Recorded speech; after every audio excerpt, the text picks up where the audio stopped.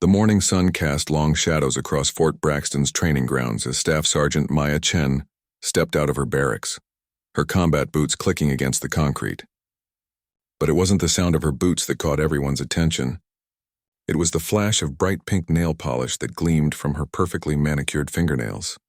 Well, sneered Sergeant Rick Morrison, a hulking man with arms like tree trunks and a permanent scowl etched into his weathered face. Look what the beauty salon sent us. Maya kept walking, her chin held high, but she could feel the eyes of every soldier in the courtyard burning into her back. She'd been at Fort Braxton for exactly 3 days, and already the whispers had started. The new transfer from the West Coast. The one who didn't belong. "Hey, Princess," Morrison called out louder, making sure his voice carried across the entire training area. "You sure you're in the right place? The nail salon is about 20 miles that way." A chorus of laughter erupted from the group of male soldiers gathered around the equipment shed. Maya's jaw tightened, but she didn't turn around. She'd heard it all before. At every base, in every unit, there was always a Rick Morrison, always someone who thought a woman's place was anywhere but in uniform. Captain James Rodriguez emerged from the command building, his clipboard in hand and his expression stern. At 45, Rodriguez had seen more combat than most soldiers twice his age, and his reputation for running the toughest training programs in the military was legendary. His dark eyes swept across the assembled troops, landing briefly on Maya before moving on. "Listen up," Rodriguez barked, his voice cutting through the morning air like a blade. "Today we're conducting advanced marksmanship training. Sniper qualification rounds. I want to see who among you has what it takes to earn the right to carry precision weapons in the field." Maya felt her heart rate quicken. This was what she'd been waiting for, what she'd trained for her entire military career. But as she looked around at the sea of skeptical faces, she knew she was fighting an uphill battle.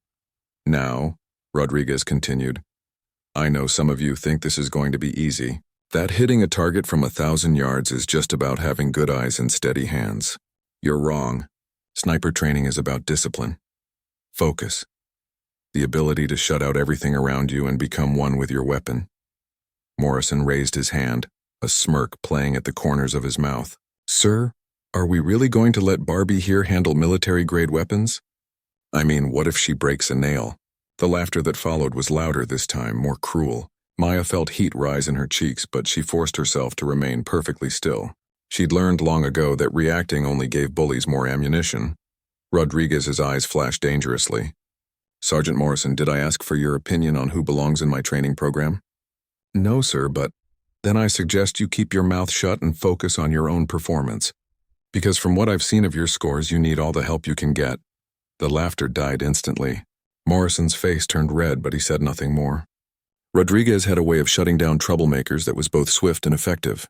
"As I was saying," Rodriguez continued, his gaze sweeping across the group once more, "today's exercise will test not just your shooting ability, but your knowledge of weapon systems.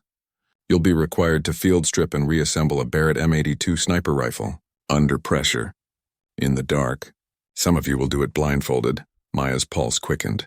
The Barrett M82 was one of the most complex sniper rifles in the military arsenal. 50 caliber, semi-automatic with dozens of intricate parts that had to be assembled in perfect sequence. She'd trained on it before, but never under these conditions. "The soldier who performs best in today's exercise will earn the right to join our elite sniper unit," Rodriguez announced. "The rest of you will continue with standard infantry training." Maya closed her eyes for a moment, centering herself. This was her chance, her opportunity to prove that she belonged here, pink nail polish and all. She thought about her father, a Marine who died in Afghanistan when she was 16. He'd always told her that strength wasn't about how loud you could yell or how much you could bench press. It was about proving yourself when it mattered most. "All right, people," Rodriguez called out. "Let's move to the range. And remember, I'm not interested in excuses. I'm interested in results." As the group began to move toward the shooting range, Maya felt a hand grab her arm. She turned to see Morrison's face inches from hers, his breath hot and sour. "Listen here, sweetheart," he hissed, his voice low enough that only she could hear. "I don't know what kind of games you played at your last base, but this is the real deal. Men's work. You're going to embarrass yourself out there, and when you do, I'll make sure everyone knows that women don't belong in combat roles." Maya looked down at his hand on her arm, then back up at his face. Her voice was calm, steady, but there was steel beneath it. "Take your hand off me, Sergeant, now." Something in her tone made Morrison hesitate. For just a moment he saw something in her eyes that made him uncomfortable, something that suggested there was more to this woman than pink nail polish and a pretty face. But the moment passed and his sneer returned. "We'll see how tough you are when you're crying in the dirt," he said, releasing her arm. Maya watched him walk away, her mind already shifting into combat mode.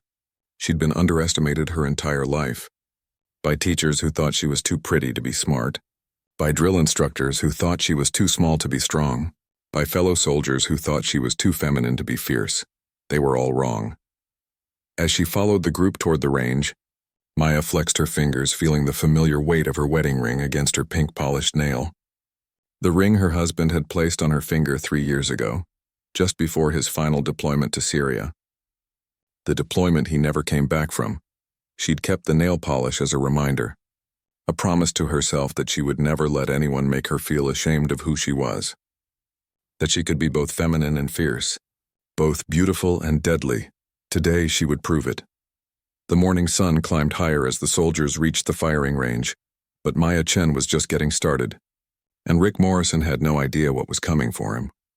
The firing range stretched out before them like a concrete battlefield, with targets positioned at various distances from 200 to 4,200 yards. The smell of gun oil and cordite hung heavy in the air, mixing with the dust kicked up by combat boots on gravel. Maya surveyed the course with the practiced eye of someone who had spent countless hours perfecting her craft. Captain Rodriguez stood at the center of the range, his voice carrying across the open space. "Today's exercise has 3 phases. First, you'll demonstrate basic marksmanship at 800 yards. Second, you'll field strip and reassemble the Barrett M82 under time pressure. Third, the top 3 performers will compete in a final challenge." Maya noticed how the other soldiers positioned themselves, creating an invisible barrier around her. She was an island in a sea of hostility, but she'd been here before. At Fort Campbell, where they'd called her Makeup Barbie. At Fort Hood, where they'd questioned whether she could even lift a rifle. Each time she'd proven them wrong. Each time it had gotten a little easier to ignore the whispers. But this felt different. This felt personal. "Sergeant Morrison," Rodriguez called out, "you're up first." Morrison swaggered to the firing line, his chest puffed out like a peacock. He dropped into position behind the Barrett M82, adjusting the scope with exaggerated precision.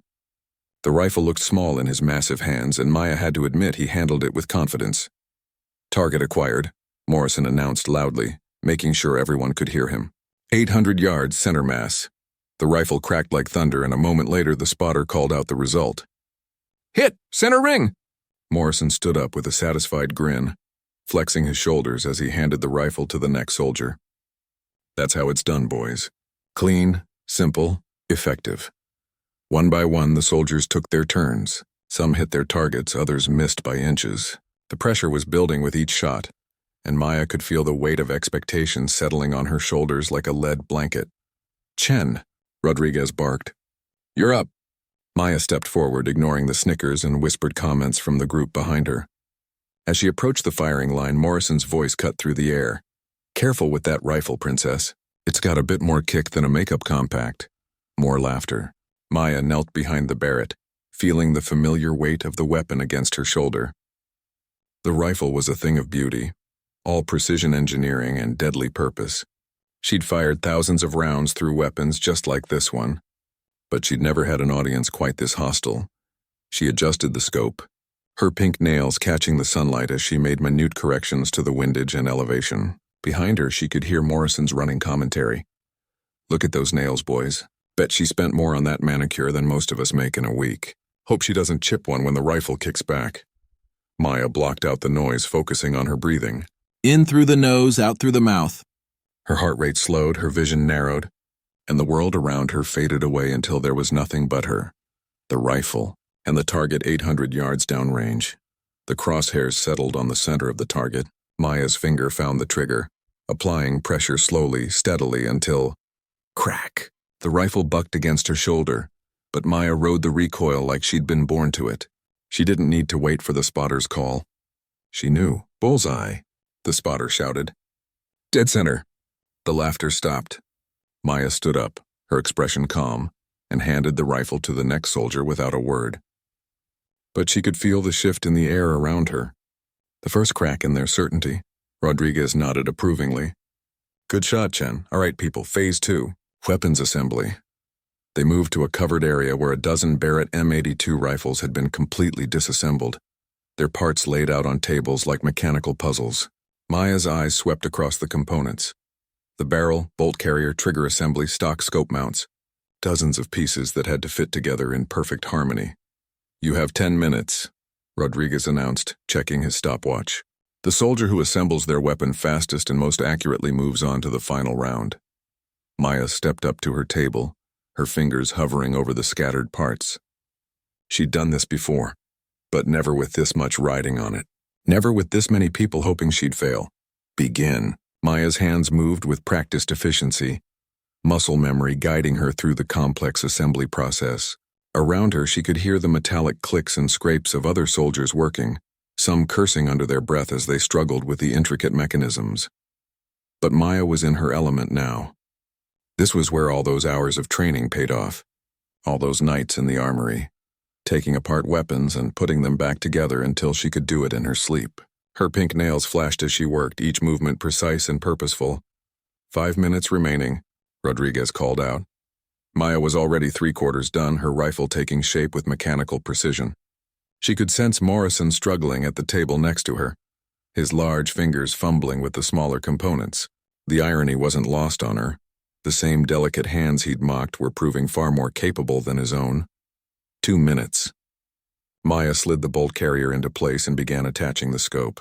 Her movements were fluid, confident, like a pianist playing a familiar piece. She could feel eyes on her now, but the whispers had stopped. Even her harshest critics were beginning to realize they might have misjudged her.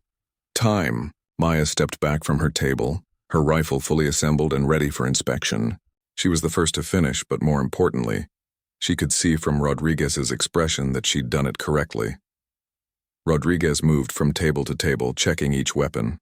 Some soldiers had managed to complete the assembly but had made critical errors. Others hadn't even come close to finishing.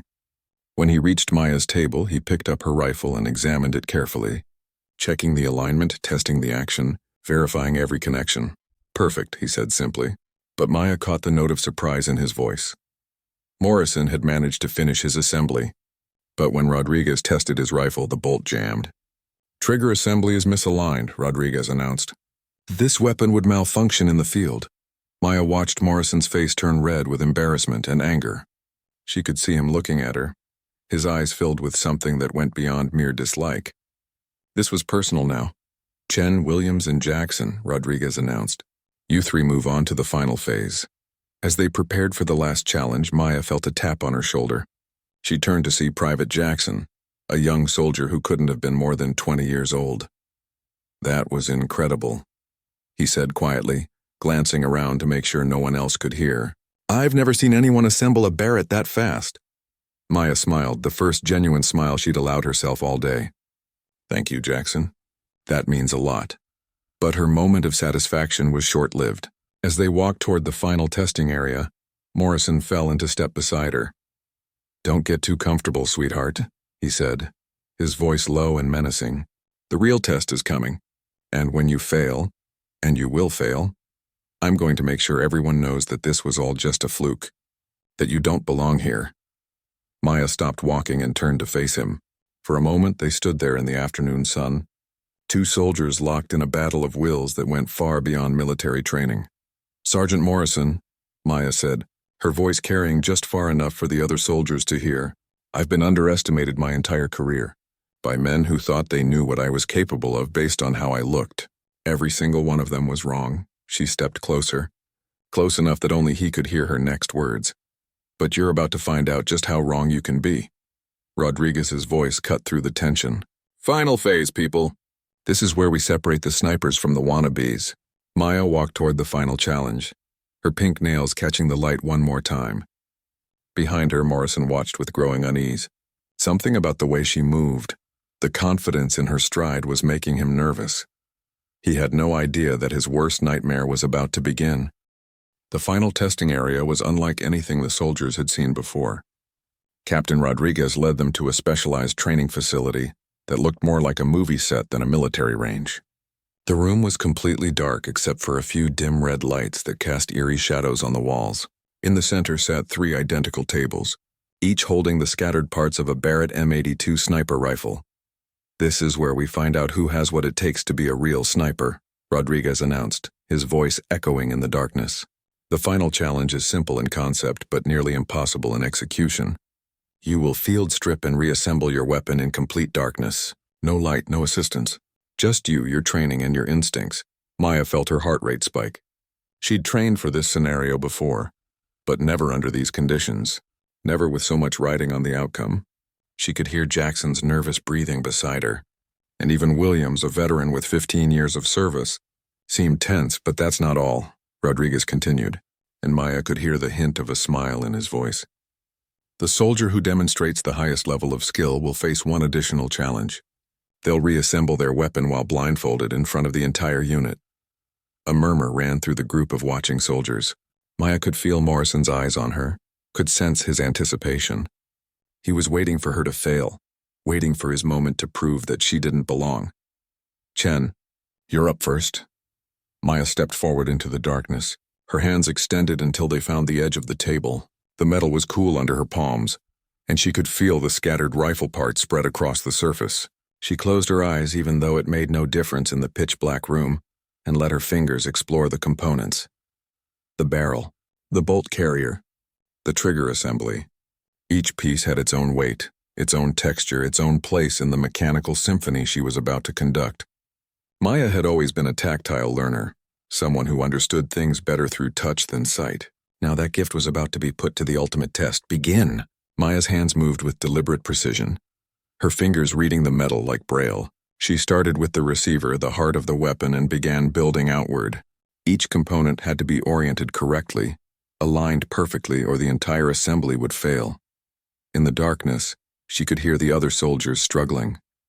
The sound of metal scraping against metal, frustrated sighs, the occasional muttered curse. But Maya was in her element now, her world reduced to the sensation of cold steel and the mechanical logic of the weapon's design. Her pink nails, which had been the source of so much mockery, now proved to be an unexpected advantage. The smooth polish allowed her fingers to glide over the metal surfaces, detecting the subtle ridges and grooves that indicated proper alignment. What others saw as vanity she used as a tool. Time. Maya stepped back from the table, her rifle complete. She couldn't see it in the darkness, but she could feel that it was right. Every component was in its proper place, every connection secure. Rodriguez moved through the darkness with a flashlight, checking each weapon. Jackson had managed to complete about 70% of his assembly. Williams had done better, but Maya could hear Rodriguez's disapproving grunt when he tested the action. When the light reached Maya's table, Rodriguez picked up her rifle and examined it carefully. He worked the bolt, checked the trigger, tested every moving part. The silence stretched on for what felt like hours. "Perfect," he said finally. "Chen, you've earned the right to attempt the final challenge." As they moved back into the main training area, Maya could feel the weight of every eye upon her. The other soldiers formed a circle around the testing table, their faces a mixture of curiosity, skepticism, and in Morrison's case, barely contained hostility. Rodriguez held up a black cloth blindfold. "Sergeant Chen, are you ready to demonstrate your skills in front of your fellow soldiers?" Maya nodded, her throat suddenly dry.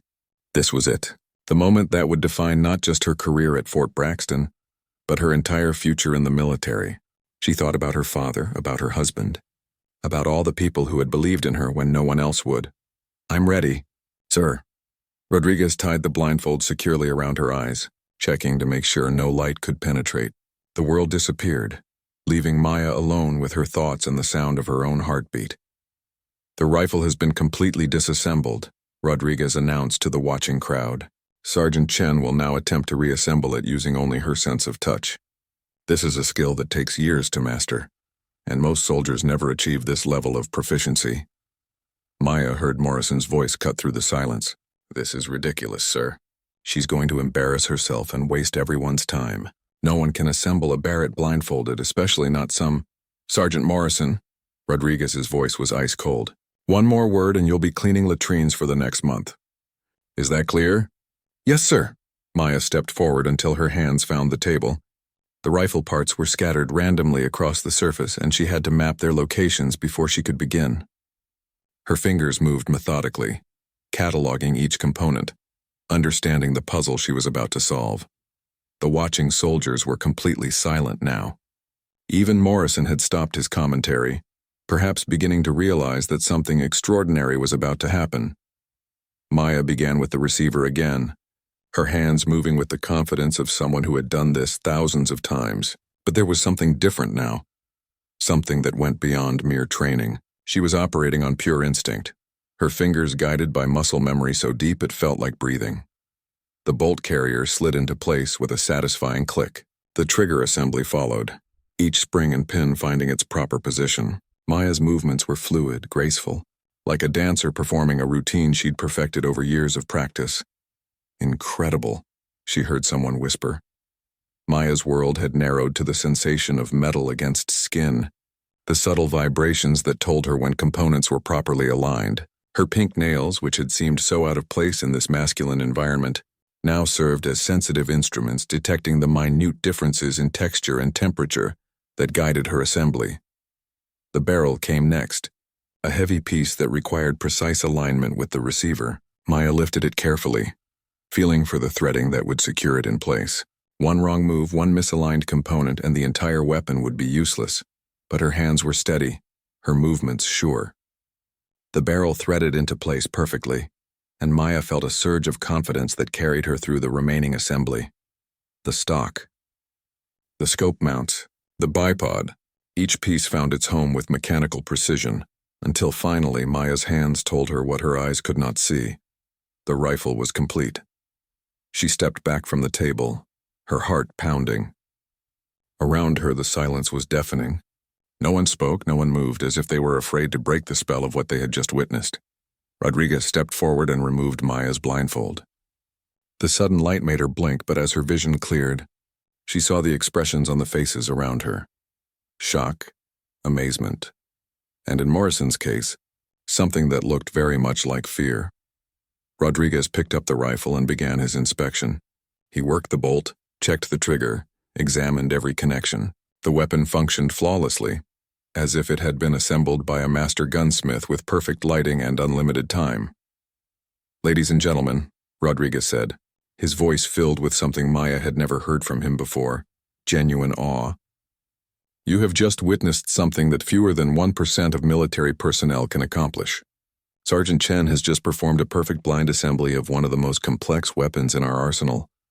The silence broke like a dam bursting. Soldiers began talking all at once, their voices filled with excitement and disbelief. But Maya only had eyes for Morrison, who was staring at her with an expression she couldn't quite read. "That's impossible," Morrison said, his voice barely above a whisper. "No one is that good. She must have cheated somehow." Rodriguez turned to face Morrison, his expression dangerous. "Are you questioning my integrity, Sergeant? Are you suggesting that I would allow cheating in my training program?" Morrison's face went pale. "No, sir, You just what? You just can't accept that a woman with pink nail polish might be better than you? That she might be the best sniper this base has seen in years?" Maya watched Morrison's world crumble around him. Everything he believed about women in combat, about what made a good soldier, about his own superiority, was being challenged by what he had just witnessed. But Maya wasn't done yet. She had one more surprise in store, one final revelation that would change everything. "Captain Rodriguez," she said, her voice carrying clearly across the training area, "there's something I think everyone should know." Maya stepped forward, her voice steady and clear as she addressed the assembled soldiers. The afternoon sun cast long shadows across the training ground, and every face was turned toward her with rapt attention. "My name is Maya Chen," she began. "But that wasn't always my name. 3 years ago I was Maya Rodriguez. Staff Sergeant Maya Rodriguez, United States Marine Corps Scout Sniper." A collective gasp went up from the crowd. Captain Rodriguez's eyes widened in recognition, and Maya saw the exact moment when the pieces fell into place in his mind. "Your ghost," he whispered, using the call sign that had become legend in military circles. Maya nodded. "I am, or I was." Morrison's face had gone completely white. Even he had heard the stories about Ghost, the Marine sniper who had become a legend in Afghanistan. The soldier who had saved an entire platoon with a series of impossible shots. The sniper who had disappeared from active duty after a classified mission went wrong. For those who don't know, Maya continued, her voice carrying across the silent training ground. Ghost was credited with 127 confirmed kills during 3 tours in Afghanistan. The longest confirmed kill shot in Marine Corps history, 2,437 yards. The silence was deafening. These men who had mocked her, who had questioned her abilities, were now learning that they had been in the presence of a living legend. But that's not why I left the Marines, Maya said, her voice growing softer, more personal. I left because of what happened on my final mission, because of what I lost. She looked directly at Morrison, her eyes holding his with an intensity that made him take a step backward. My husband was Captain David Chen, Army Special Forces.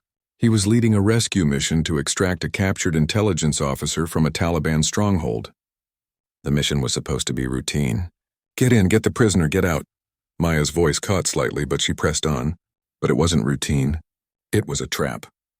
David's team was pinned down in a compound, surrounded by enemy fighters. They were going to die unless someone could provide overwatch, take out the shooters who had them trapped. Captain Rodriguez was staring at her now, understanding dawning in his eyes. The Kandahar rescue, he breathed. That was you, Maya nodded.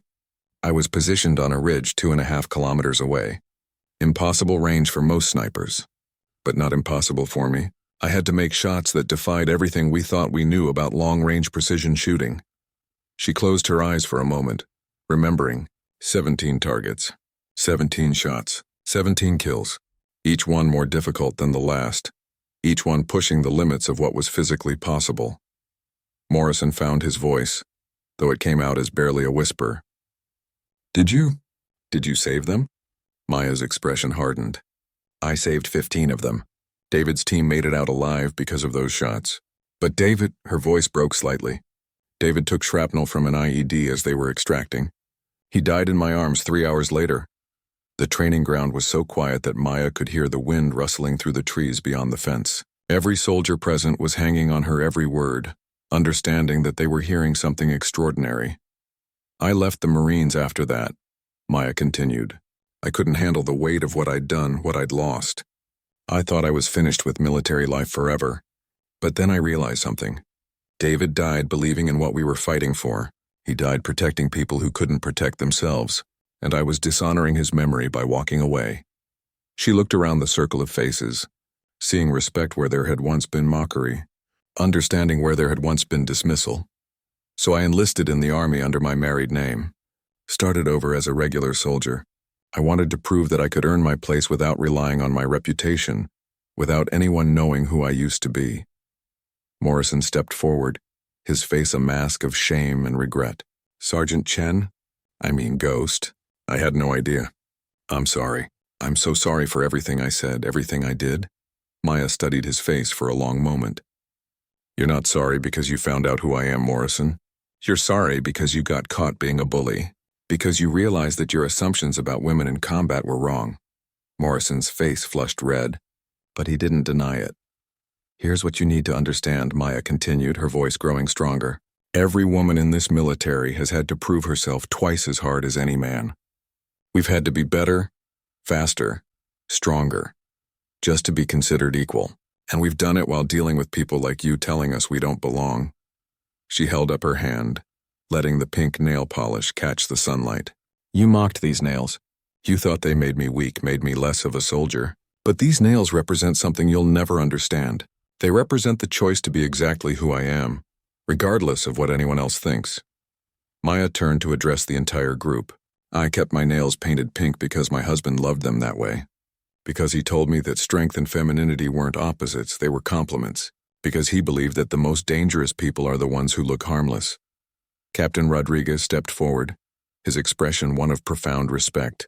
Sergeant Chen, it would be an honor to have you join our sniper unit. In fact, I'd like to recommend you for immediate promotion to the instructor position. Maya smiled, the first genuine smile she'd allowed herself since arriving at Fort Braxton. Thank you, sir. I accept. As the crowd began to disperse, soldiers approaching Maya to shake her hand and offer their respect, Morrison lingered behind. When the others had gone, he approached her hesitantly.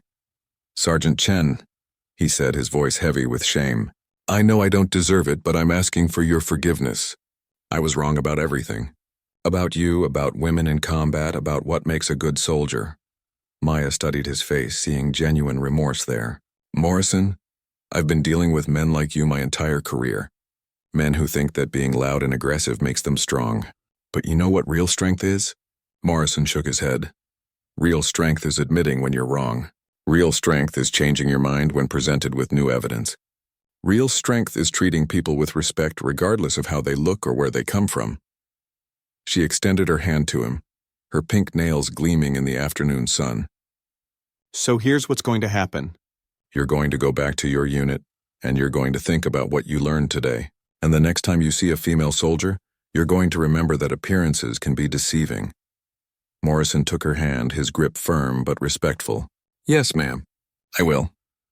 As he walked away, Maya felt a weight lifting from her shoulders. She had proven herself once again, but more importantly, she had honored David's memory. She had shown that strength came in many forms, that courage wasn't about size or gender, but about heart. Captain Rodriguez approached her as the sun began to set over Fort Braxton. Ghost, he said, using her old call sign with reverence. Welcome home.